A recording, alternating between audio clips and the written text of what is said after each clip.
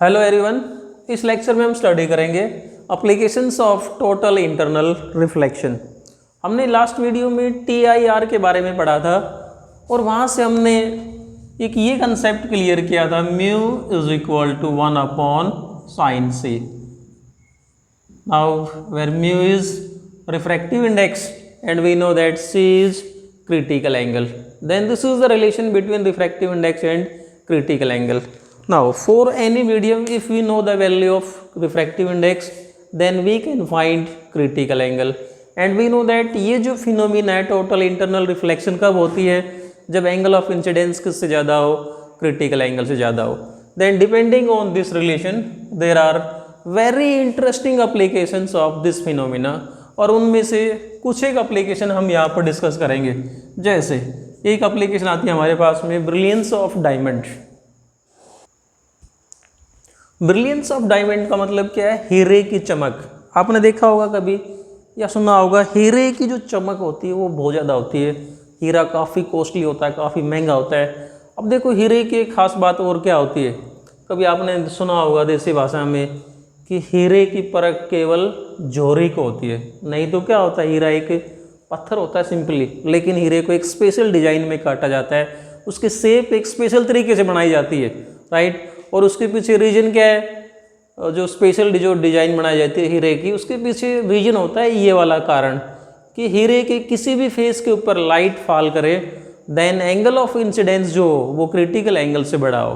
कभी आप देखना, कभी ध्यान से मौका मिले, कभी कहीं पर हीरे की आपको शेप देखने को मिलेगी, तो इसकी जो कटिंग की जाती है वो एक स्पेशल तरीके से कटिंग की जाती है कि मान लो हम ये कहते हैं कि यहाँ से लाइट रे एंटर करती है, तो जो इसके सामने वाला फेस है, इस फेस की कटिंग इस प्रकार से की जाती है कि यदि हम यहाँ पर नॉर्मल ड्रा करेंगे तो ये जो एंगल ऑफ इंसिडेंस बनेगा, this is greater than critical angle.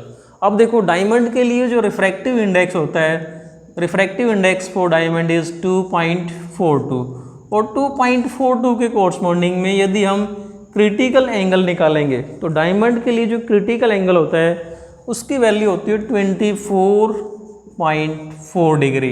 इसका मतलब ये वाला एंगल, ये जो इंसिडेंट रे यदि यहाँ पर नॉर्मल के साथ में एंगल ऑफ इंसिडेंस किससे ज़्यादा बनाए, 24.4 डिग्री से, तो ये लाइट यहाँ से रिफ्रैक्ट होके बाहर नहीं आएगी, बल्कि क्या होगा, इसका यहीं पर ही रिफ्लेक्शन होगा सेम एंगल पे। मान लो ये आती है यहाँ से रिफ्लेक्ट होके इस फेस पे आ गई। अब इस फेस की कटिंग भी इस प्रकार से कर रखी है कि यहाँ पर ये जो इंसिडेंट रे, ये जो एंगल बनाए, this angle of incidence is again greater than 24.4 degree.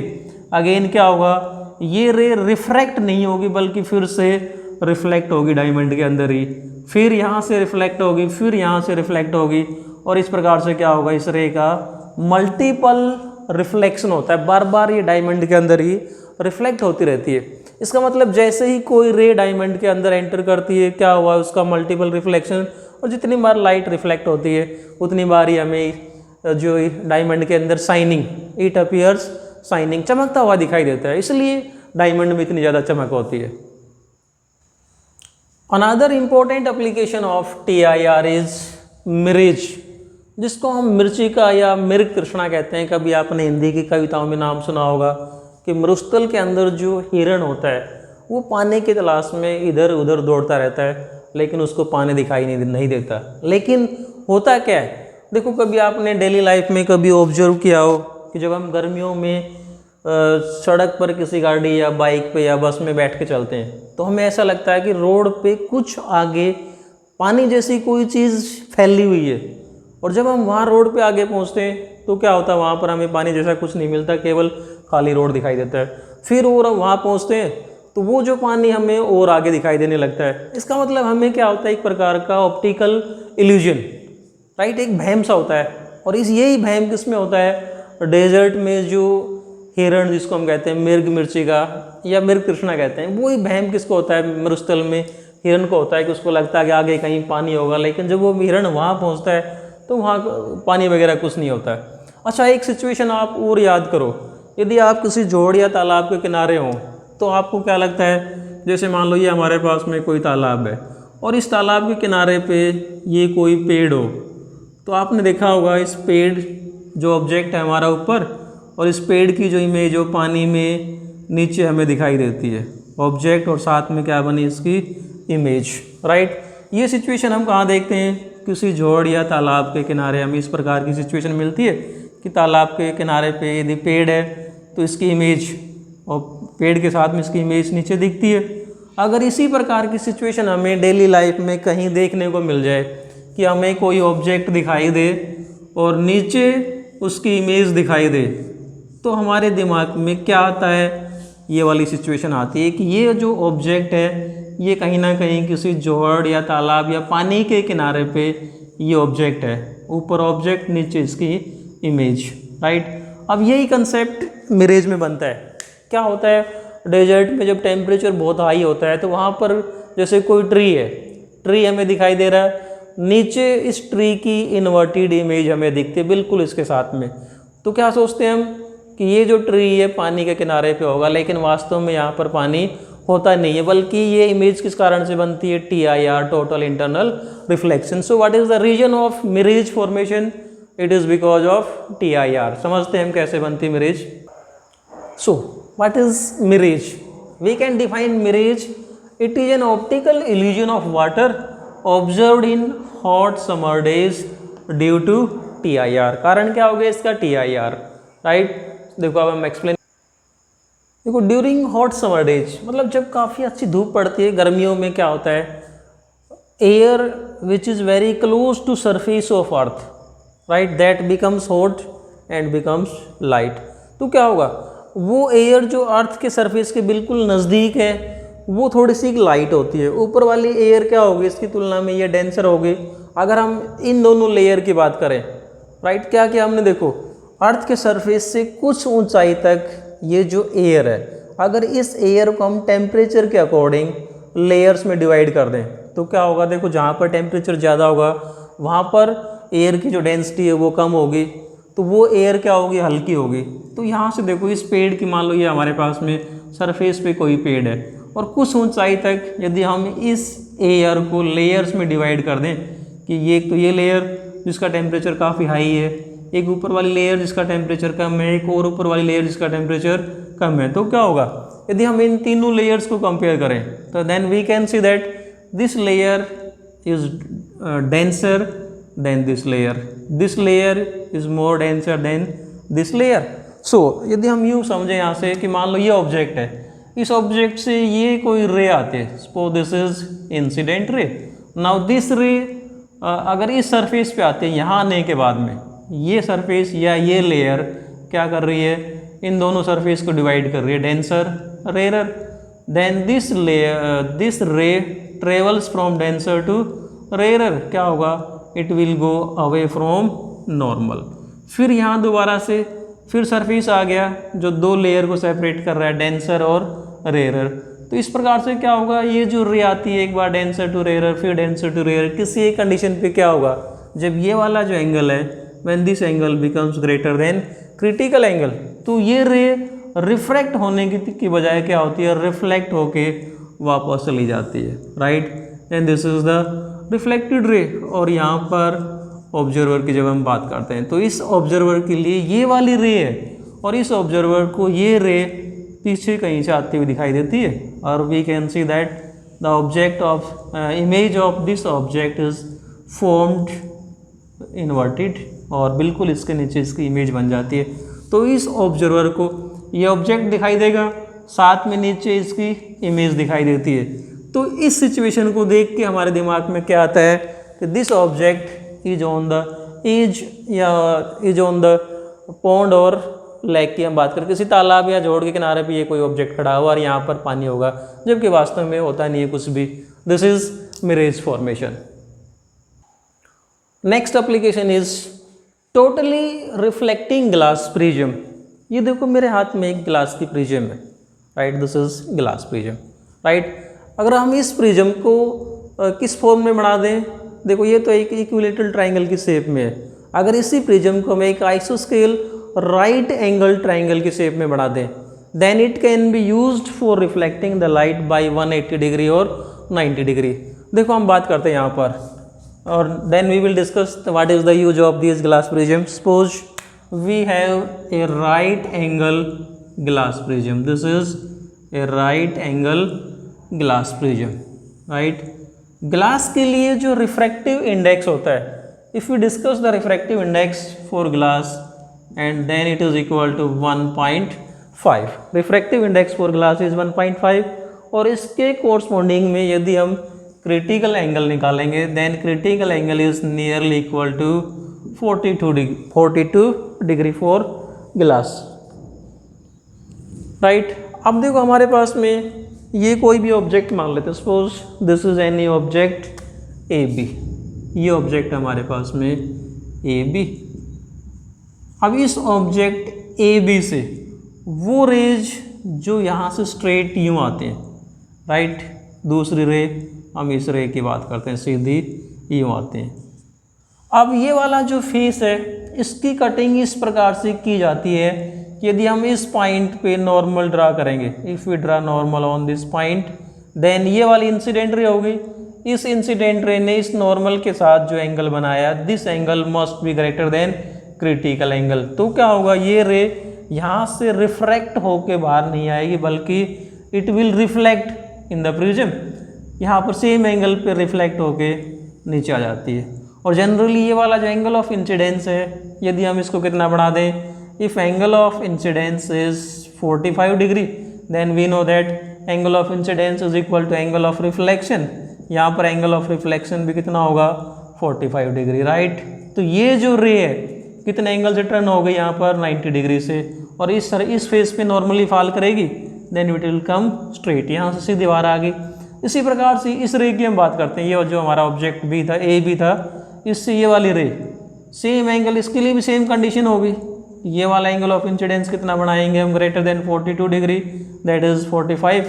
तो 45 के एंगल के ऊपर ये रिफ्लेक्ट हो जाती है। सो ए की इमेज कहाँ बनेगी, इस पॉइंट ए डैश पे, और बी की इमेज यहाँ बन जाएगी बी डैश पे। तो इमेज कैसी बन गई, A dash B dash. This is the object and this is its image, right? ये तो हो गई वो glass prism which reflects the light by 90 डिग्री। यहाँ पर इस प्रिज्म ने लाइट को रिफ्लेक्ट किया, reflects, we can say that this prism reflects light by 90 डिग्री। इसी प्रकार से हम दूसरी प्रिज्म की बात करते हैं which can reflect light by 180 degree.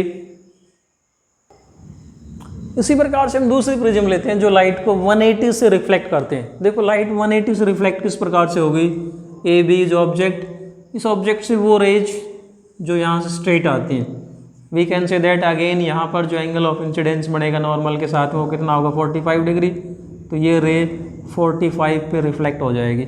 अब बिल्कुल इसी प्रकार से ये वाला फेस है, यदि हम इस फेस पे नॉर्मल ड्रा करेंगे then again this angle of incidence is 45 degree, और लाइट यहाँ से फिर से 45 के एंगल पे रिफ्लेक्ट होके बाहर आएगी। देखो इस सरफेस के नॉर्मली होगी then it will come straight. इसी प्रकार से हम इस रे की बात करते हैं, ये वाली रे हमारे पास में ये यूँ आएगी, फिर से रिफ्लेक्ट होगी 40 टोटल 90 के एंगल से, 90 के एंगल से टर्न होगी, फिर यहाँ से सेम 90 के एंगल से टर्न होगी। देखो ए की इमेज कहाँ बन जाएगी, ए डैश पे, और बी की इमेज कहाँ बन जाएगी, बी डैश पे। ये जो हमारा ऑब्जेक्ट था ए बी, इसकी इमेज कैसी बन गई, बी डैश ए डैश। इसका मतलब देखो इस प्रिज्म के द्वारा हमने क्या किया, we have inverted the image of this object. ये जो ऑब्जेक्ट ए बी था इसकी इमेज को हमने उल्टा कर दिया विदाउट चेंजिंग इट्स साइज, इस बिना इसके साइज को चेंज किया हमने, इसकी इमेज को उल्टा कर दिया। तो ये जो ग्लास प्रिज्म है these are used in binoculars, जैसे जो दूरबीन वगैरह होते हैं उनमें किसी ऑब्जेक्ट की इमेज उल्टी बनती है। अब उस उल्टी इमेज को सीधा करने के लिए सामने क्या लगा देंगे, प्रिज्म। तो देखो ये क्या कर रहा है प्रिज्म, ये ऑब्जेक्ट था, इसने इसकी इमेज को उल्टा बनाया। अगर पहले से ही मान लो यहाँ पर कोई ऑब्जेक्ट इसकी इमेज उल्टी होती है, इसको सीधा कर देगा। So this glass prism are used in binoculars for inverting the image of an object. और इसलिए बाइनोकुलर्स में जहाँ पर हम इन जो प्रिज्म को यूज़ करते हैं, इन प्रिज्म का नाम हम क्या रख देते हैं, erecting prism. These are also called erecting prism because क्या काम आती हैं, जो इमेज बनती है उसको सीधा कर देती हैं। क्योंकि वास्तव में जो टेलीस्कोप वगैरह वो इमेज को उल्टी बनाएंगे, आगे क्या लगा देते हैं, प्रिज्म लगा देते हैं, वो उसको सीधी कर देगी। So these are known as erecting prism. Another important application of total internal reflection is optical fibers. A most important application these days used for communication purpose, जिसको हम या यूँ कह दें कि गाइडेड ट्रांसमिशन मीडियम के लिए या कम्युनिकेशन के लिए जो सबसे बढ़िया तरीका है वो कौन सा होता है, ऑप्टिकल फाइबर्स। हम सिंपल वायर्स के द्वारा जो कम्युनिकेशन करते हैं वहाँ पर क्या होता है, there is loss of energy या loss of strength of the signal. But if we use optical fibre for communication purpose then signal travels without any loss of energy और without loss of strength. So optical fibres is the best medium for communication purpose. अब देखो optical fibres का जो principal है क्या होता है, वो काफ़ी इंपॉर्टेंट क्वेश्चन है जो एग्जाम में पूछा जाता है। What is the principle of optical fibre? Then optical fibres are based on total internal reflection. होते क्या है ये ऑप्टिकल फाइबर्स, क्या होते हैं? These are just thread like structures made of fine quality of glass, और काफ़ी फ्लेक्सिबल होते हैं। कई बार आपने देखा होगा हमारे घरों में हम शो केस में या डेकोरेशन के लिए ऑप्टिकल फाइबर्स का एक बंडल लेके आते हैं, और उस बंडल को हम कभी आपने देखा होगा इस प्रकार से एक पॉट लेके आते हैं। We take a pot like this, और इसमें बारीक बारीक वायर से रखे होते हैं, और इन वायर्स को यदि हम इलेक्ट्रिसिटी से कनेक्ट करते हैं तो इनमें लाइट हमें चमकते हुए दिखाई देते हैं। Then these are called light pipe, और ऑप्टिकल फाइबर्स का वो एक नमूना होता है, राइट। जो किसके बने होते हैं? Fine quality of glass, right. अब यहाँ पर हम जो ग्लास यूज़ करते हैं वो दो प्रकार का ग्लास यूज़ करते हैं, जिसमें से एक को हम नाम दे देते हैं सेंट्रल कोर, और इस कोर की ये जो सेंट्रल कोर है दिस कैरीज द सिग्नल, ये सेंट्रल कोर सिग्नल को लेके चलती है।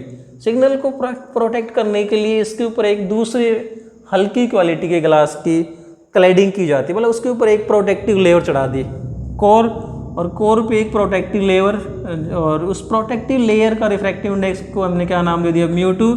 सेंट्रल कोर है जो सिग्नल को लेके चलती है, इसको क्या नाम दे रखा है? कोर। इसका रिफ्रैक्टिव इंडेक्स μ1, और इन सभी को पूरे सिस्टम को प्रोटेक्ट करने के लिए क्या कर रखा है? एक बफर कोटिंग, प्लास्टिक वगैरह की कोटिंग और कर देते हैं ऊपर से, और ये क्या होता है? काफ़ी फ्लेक्सिबल होता है, right. This is the construction of optical fibre. फिर से देखो क्या बताया मैंने कि these are made of fine quality of glass, plastic और सिलिका, राइट। काफ़ी फ्लेक्सिबल होते हैं। सेंट्रल कोर है, this core carries the signal, right.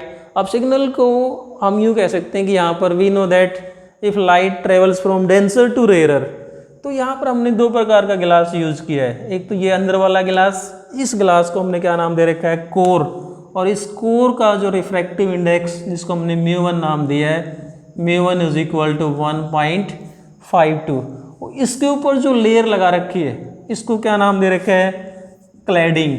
और इस क्लैडिंग के लिए जो रिफ्रैक्टिव इंडेक्स μ2 जो ले रखा है, we can say that value of μ2 is 1.48.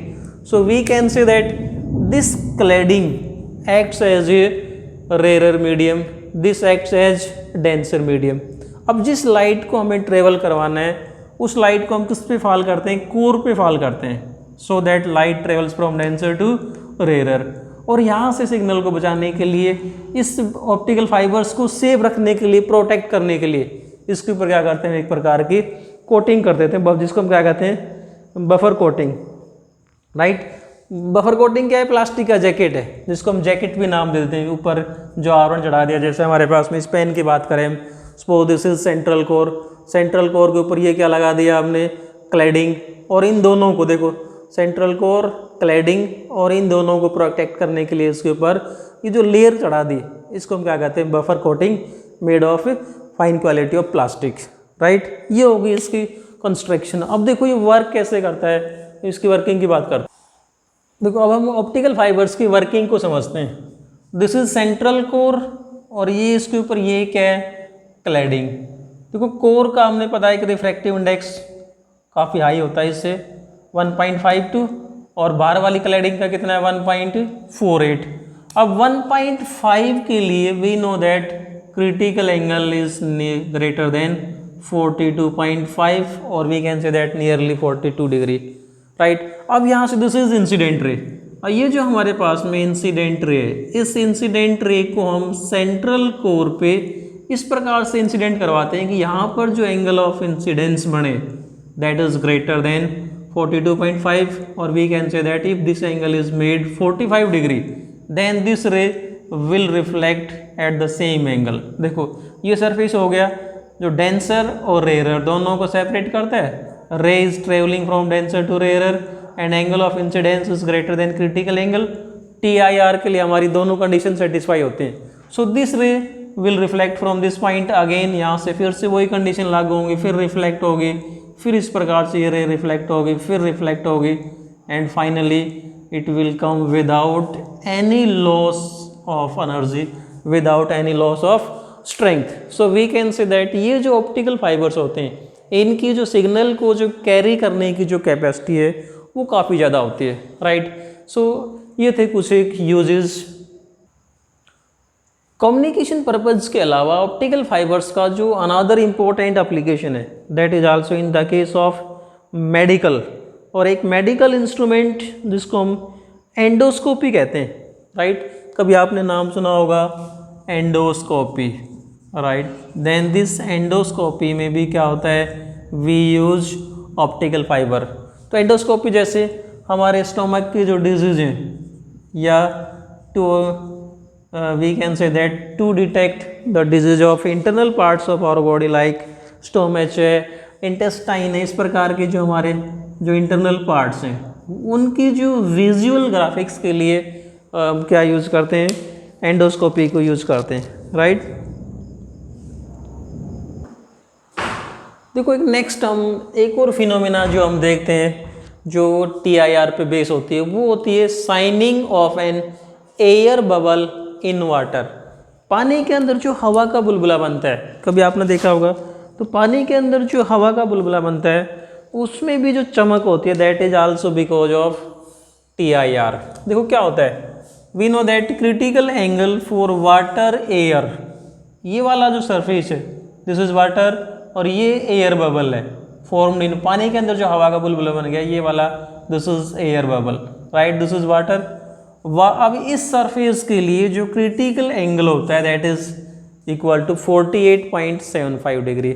Now if the incident ray, suppose this is incident ray and this incident ray makes angle greater than this angle, तो क्या होगा, ये ray it will not enter into this air but it will reflect from this surface at the same angle, right, and this reflection is the cause of shining of air bubble. तो dear students ये था हमारे पास में कुछ एक concepts which were based on total internal reflection. Thanks and keep on watching. If you like the video, give a like, please share it, subscribe it. Once again, thanks and keep on watching.